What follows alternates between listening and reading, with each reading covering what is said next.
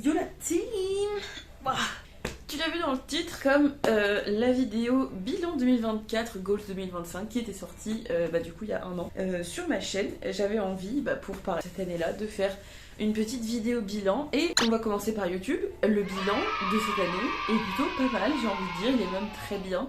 Bon, j'ai pas réussi à faire 52 vidéos, mais on va en parler. Mais en vrai, je suis super contente parce que même si des fois j'ai rattrapé de genre 1 mois, 4 mois, 6 mois, des vidéos plus tard que j'ai sorti plus tard qui devaient sortir donc 6 mois, 4 mois auparavant, enfin bref, j'ai quand même réussi à le faire sur la majorité de l'année des vidéos que j'avais prévues. Il y a des vidéos que finalement sur lesquelles j'ai changé d'avis, je dis non, je vais pas sortir tel type de contenu machin, donc j'ai modifié par des tutos partout. Moi je m'étais noté de faire des petites vidéos de jeux flash comme j'avais pu faire avec Sue notamment, mais voilà, qui sont pas forcément sorties. J'avais pas forcément envie de les faire, j'avais pas forcément d'inspiration, mais du coup je suis super contente. Genre si on peut commencer par un point positif, c'est que j'ai sorti plus de la moitié, enfin en tout cas déjà d'une j'ai dépassé donc le chiffre de l'année dernière qui était ce chiffre, pas fou, et j'ai fait plus de la moitié des commandes des vidéos sur la base de une vidéo par semaine sur l'année, donc je suis super contente, je m'applaudis.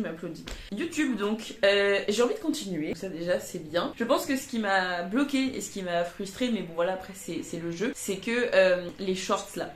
Les shorts ça marche beaucoup mieux que les vidéos, mais pour exactement les mêmes titres, le même type de contenu, la même description que je reprends de mes descriptions de vidéos YouTube et exactement les mêmes tags.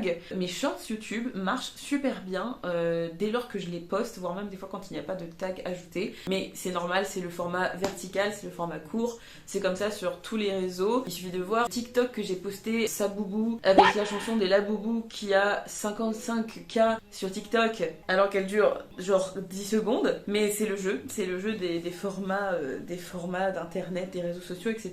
Mais je me suis quand même posé la question à un moment donné, est-ce que j'allais pas faire que des shorts en fait, parce que c'est incroyable les stats que je fais à mon niveau, j'entends, et pour ce que je fais. Mais du coup à un moment donné c'est ça qui m'a un petit peu plombée, j'étais là genre j'ai une petite chaîne YouTube quoi qu'il arrive, mais c'est un peu le même truc que sur Instagram quand tu es créateur de contenu et que je prends exemple sur des personnes que je connais qui ont genre 10K d'abonnés et qui font 300 likes, 30 commentaires et tout, et t'es là genre les gars faut s'investir en fait pour faire quelque chose. Alors après voilà, moi j'ai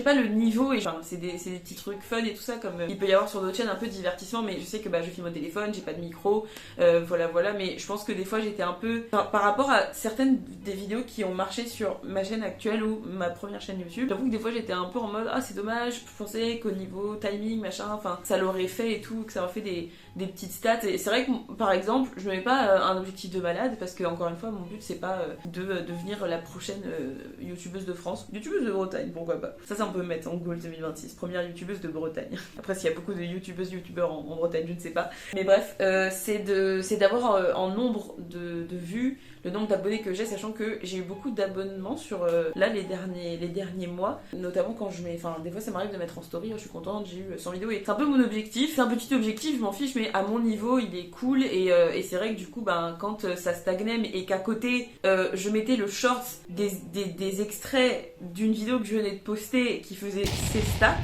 et j'étais là genre mais du coup les gens faut aller voir la vidéo en entier, parce que là il y a des bouts que vous n'avez pas. J'étais un peu deg, mais il faut pas aussi, c'est pas parce que c'est pas parce que voilà je fais un contenu qui est pas aussi qualitatif que je prends quand même du temps. Du coup je trouve ça normal quand tu prends le temps de faire quelque chose, d'attendre un peu un résultat et d'avoir d'avoir un peu une forme de reconnaissance sur ce que tu fais, mais voilà, encore une fois c'est pas mon goal principal dans la vie. Je n'essaye pas de gagner de l'argent avec YouTube, donc il faut rester sur YouTube pour faire un peu le bilan. On va faire ça pour un peu chaque élément de 2025 à 2026. On va continuer YouTube, mais on va se mettre des objectifs plus réalistes, à savoir ne pas se mettre la pression de faire des vidéos et plus avoir cet objectif de forcément une vidéo par semaine, parce qu'en fait c'est extrêmement, je travaille pas et je trouve ça déjà extrêmement compliqué. Alors pas en termes du coup de logistique, mais dans le sens où du coup faut trouver l'inspiration. Quand tu as une petite chaîne YouTube, que tu veux faire des trucs, tu veux pas te forcer à faire du contenu parce que personne n'attend derrière, tu travailles pas avec une marque, tu n'es pas payé, etc. Enfin, t'as pas des abonnés à tout prix qui t'attendent justement, ce qui est mon cas. J'ai pas envie du coup que ça devienne une contrainte, que ça devienne un devoir absolument à faire. Et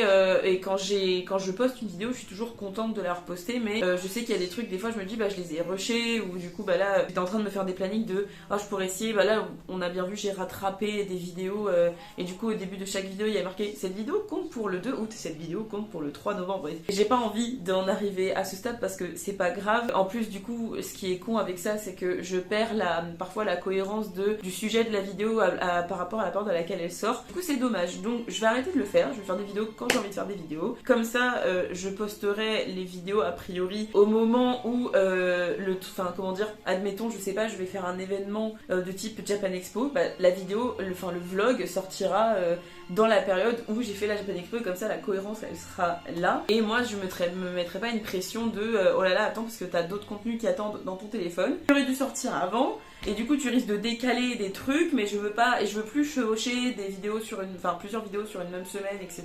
Donc voilà, il y aura des vidéos, mais on s'enlève l'objectif d'une vidéo par semaine. On fera une vidéo quand on a envie de faire une vidéo. Et c'est ça le but, c'est de me faire plaisir avec cette chaîne YouTube et de me créer des souvenirs, de faire des surprises à mes potes aussi, à ma famille, des petits montages de séjours qu'on aura fait, d'événements particuliers qui se produiront, des concerts, mais bref, des trucs happy. Et donc voilà, quand même YouTube je mets un bon 4,5 sur 5, voilà on va dire ça comme ça. Toujours un peu dans mes objectifs que j'avais notés sur ma vidéo du coup Goals qui reprenait les points de ma vision board. D'ailleurs j'ai pas fait de vision board pour l'année 2025, j'ai toujours mon carton, mon calendrier, donc j'avais enlevé la vision board de l'année dernière mais qui était full en écriture avec des trucs à cocher. Pour l'année 2026 j'ai envie qu'elle soit un peu plus visuelle, j'ai envie de faire un peu des trucs qu'on voit sur les réseaux. Et du coup j'ai envie d'en faire une pour 2026 que j'accrocherai dans ma chambre et qui sera un petit peu plus visuelle, motivante, etc.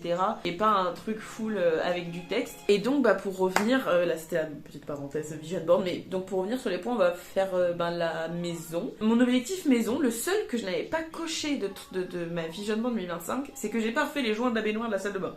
C'est le seul truc. Tous les autres trucs que je voulais faire, je les ai faits, donc je suis super contente. Je vais pas vous détailler, mais bref, moi c'était comme c'est le truc qui est resté, sinon je vous aurais dit j'ai tout fait mes trucs de la maison, des petits travaux de bricolage et tout ça. Mais en vrai voilà, c'est un détail, mais je me dis, ça veut dire que j'ai tout fait sauf ça, donc il n'y a qu'un seul élément que j'ai pas fait, donc on peut dire que c'est un 4 sur 5 pour cet objectif catégorie maison. Sur la famille, les amis, en vrai, bon, il y a eu je sais pas comment dire, mais il y a eu des hauts et des bas, il y a eu des moments compliqués, mais il y a eu aussi des moments très fun, il y a eu une majorité de moments très fun. Je suis allée 11 mois sur 12 sur l'année chez mes parents. Et c'était dans mes buts de l'année 2025, c'était d'aller de continuer à pouvoir aller chez mes parents parce que je voyais bien que j'avais pas de travail qui arrivait là, j'avais pas d'inconvénients à part peut-être la danse ou des rendez-vous que je me mettais avec mes potes, etc. Et c'est même pas je suis allée parfois une fois par mois sur chaque mois dans l'année, des fois je suis allée plusieurs fois dans le même mois, c'est juste que il y a que en août où je ne suis pas allée chez mes parents, mais par contre ils sont venus chez nous donc on les a vus aussi. Mais donc j'ai vu mes parents tous les mois cette année. En vrai ça paraît bête dit comme ça parce que ils sont pas non plus super loin, mais je sais pas vous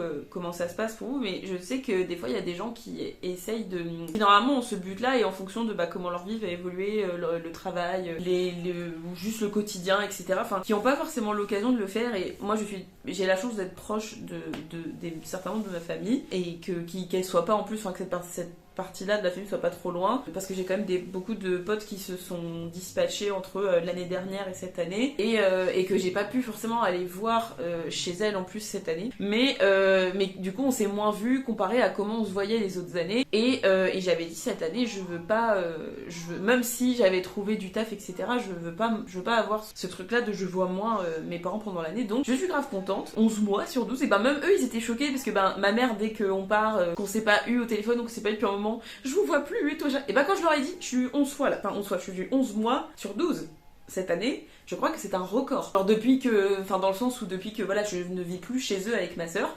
c'est fou quand même.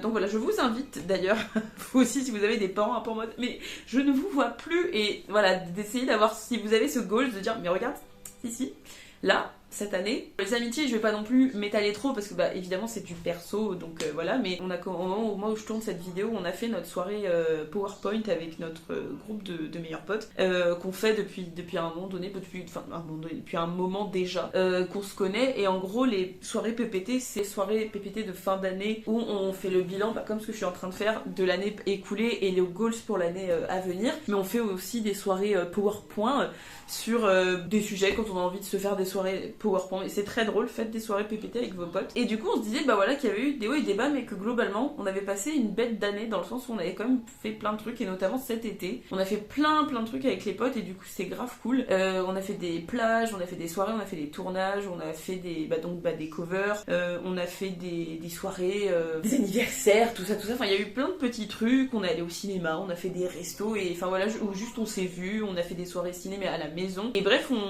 elle était assez active, donc globalement très chouette.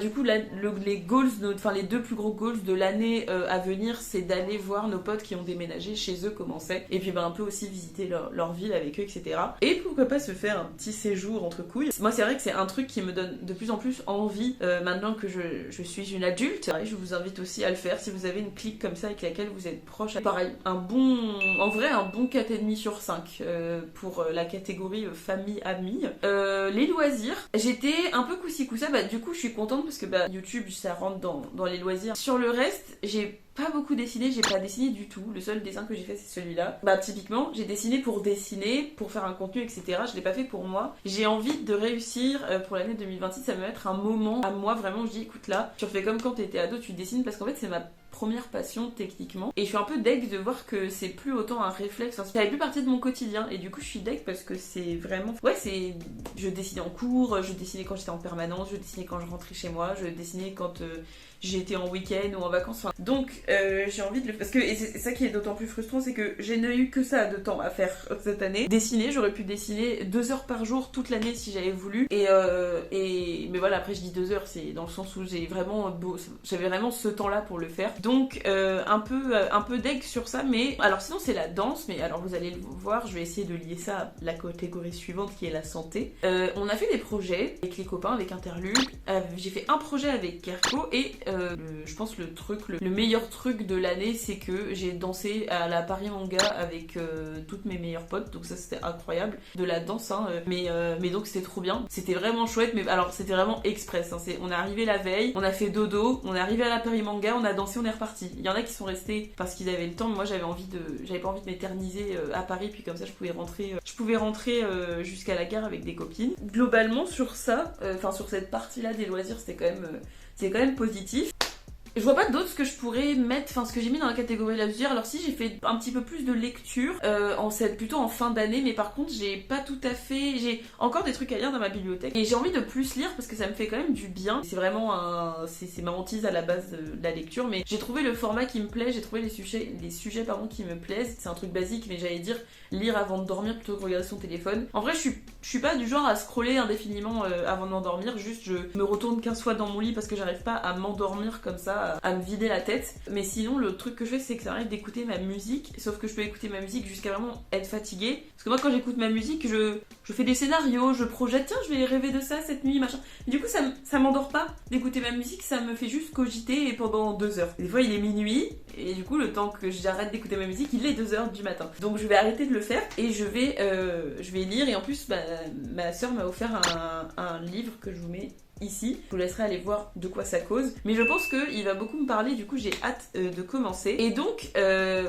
pour faire une transition sur la partie danse à la partie santé, moi normalement il y a une vidéo qui sera sortie, donc je vais pas répéter ce que j'ai dit dans cette vidéo qui sera sortie, pour rester sur la partie sur un truc un peu de je note positivement ou pas. Je suis contente d'avoir pu danser et tout, mais techniquement la danse ce n'est pas adapté à ma personne, dans le sens où j'ai beaucoup moins de douleurs au niveau sciatique qu'avant, parce que je suis kiné, etc.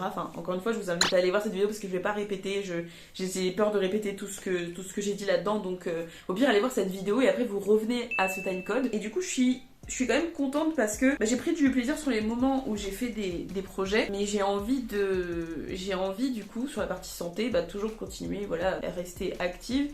mais à faire vraiment des exercices qui sont adaptés à ce que je dois faire. Et du coup, le suivi kiné, ça m'aide vraiment sur ça. Moi, je vois quand même l'amélioration parce qu'il y a vraiment des périodes entières où je n'ai pas eu mal du tout. Enfin, même sans être full active, par moment, des fois, vraiment, il y a des périodes où, à part sortir le chien, j'avais rien à faire et j'avais quand même mal à 8 sur 10. Un peu chiant du coup, ça va quand même mieux et force est de constater du coup que la nouvelle façon de faire du sport, elle est bénéfique pour moi. Et du coup, j'avais ouvert donc ce compte. Pareil, je pense que j'en ai parlé dans cette vidéo.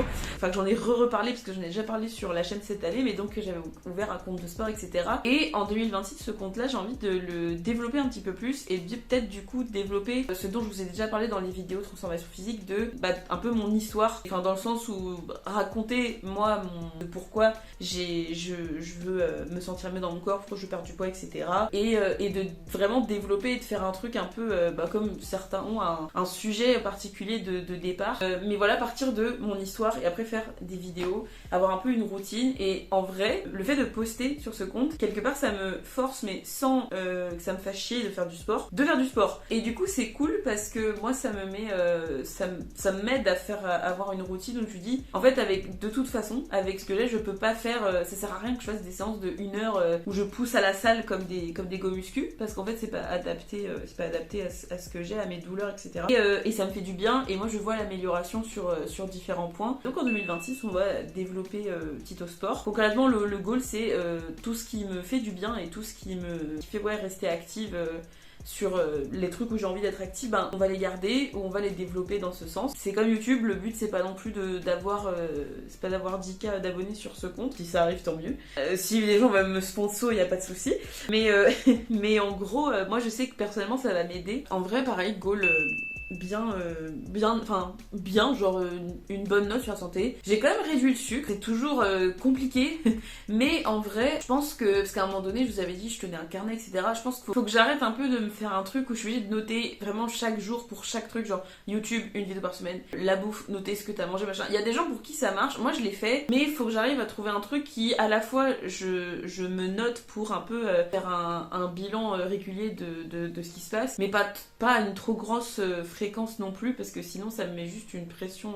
Après c'est à moi de pas me stresser avec ça. Je me connais, je suis quelqu'un d'assez impatient, et du coup quand j'ai envie d'atteindre certains objectifs, si je vois qu'à partir de tant de temps c'est toujours pas atteint ou pas quasi atteint, ça va m'énerver. Donc on va garder les goals qu'on a, mais on va réduire on va réduire un peu la fréquence de certaines choses et la façon de faire pour que ce soit moins frustrant. Je vais mieux gérer mon temps et comme ça je serai moins frustrée, a priori. La dernière catégorie, le fait que je l'ai mise à la fin alors que j'avais pas de trame, là j'y vais en mode ça se trouve j'ai oublié des trucs. Les finances là, les finances de con là. Personne répond aux offres d'emploi, que chiant, hyper galère. Alors après moi du coup pareil, je fais la transition de santé à boulot du coup dans ce sens là. Le fait est que à force de me renseigner, de retracer un petit peu mon parcours, etc., ce que j'ai envie de faire, ce que je n'ai plus envie de faire, ce que j'ai plus envie de reproduire comme erreur, etc., je pense là le but ça va être aussi vraiment de trouver un vrai métier vraiment adapté à ma rééducation, parce que du coup je vais mieux mais je travaille pas, donc je piétine pas. Enfin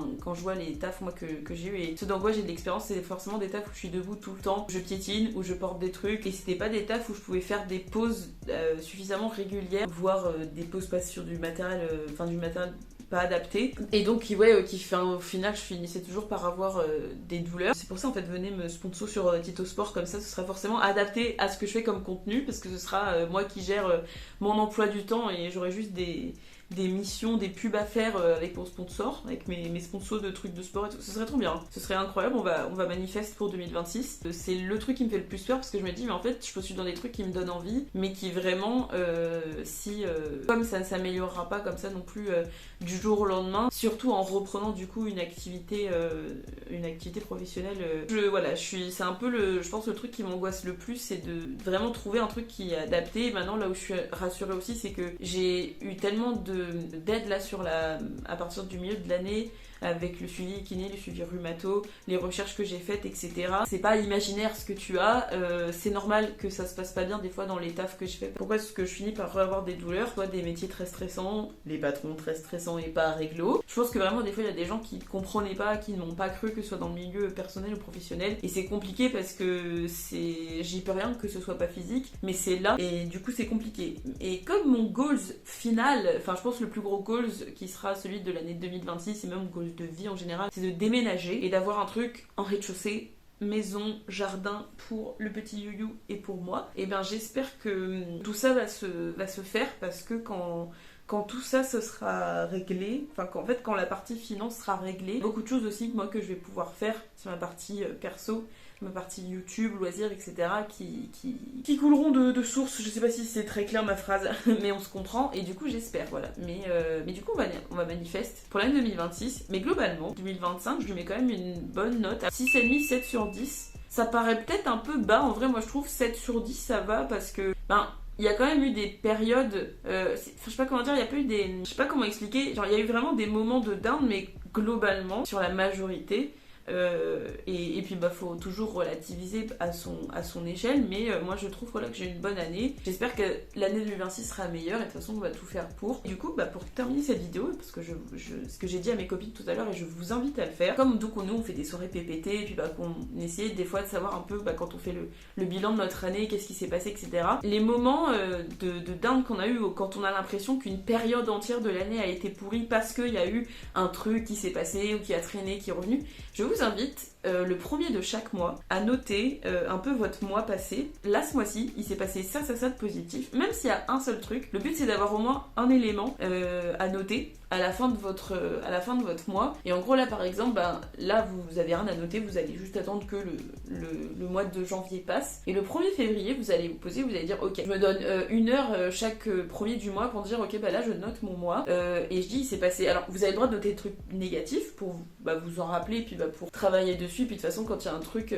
négatif qui vous tracasse, si ça vous tracasse, moi j'ai une note comme ça dans ma cuisine où ça dit si un truc vous prend la tête plus de 24 heures après que l'événement négatif soit arrivé, faut que vous en parliez dans les 48 heures. Alors soit à vous-même en l'écrivant, soit à quelqu'un. En vrai c'est vrai. Moi quand il y a un moment donné spécifiquement où je l'ai pas fait, où il y a un truc qui m'a tracassé pendant plus de 48 heures, et pendant plus de 24 heures du coup, et j'en ai parlé que dans les 72 heures ou plus après, et qui était pas réglé. Pas bien fait d'attendre, donc voilà. Mais le goal c'est vraiment de noter au moins un truc positif. Évidemment si il y en a plusieurs, vous notez tout ce qui vous est arrivé de positif. Et quand je dis des trucs positifs, c'est pas obligé que ce soit des trucs exceptionnels, ça peut être j'ai mangé mon aliment préféré ce mois-ci, je suis allée dans mon endroit préféré de la ville, j'ai vu ma meilleure amie, j'ai vu telle personne de ma famille, j'ai fait telle activité, j'ai dessiné, tout bêtement, pas besoin de dire la fréquence quoi, mais juste vous dire ok dans le mois il s'est passé ça de positif. Si vous avez envie de noter la fréquence pour chaque truc, vous pouvez. Tout au long de l'année vous aurez ce moment aussi de